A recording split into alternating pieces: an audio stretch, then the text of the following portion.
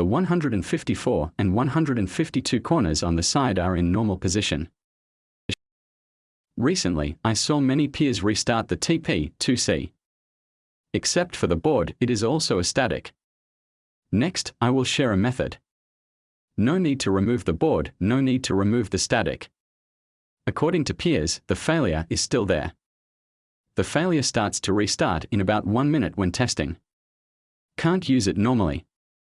First, we remove the machine, screw the bottom screw, heat the screen, protect the front, remove the protector of the hearing part, then remove the screen protector, disconnect all cable seats, remove the motherboard, observe the motherboard, there is no deformation in the bend, the board has been repaired before. Some of the restart of TP2C is also a failure.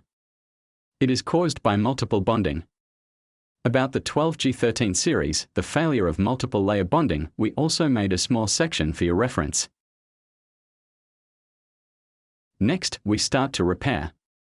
Wow, it's really too hot. After measuring, the temperature resistance of the chip is found to be short-circuited.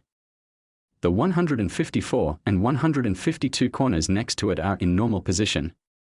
At this time, we can align this point, adjust the straight wind to 500 degrees, slow down, and blow to repair.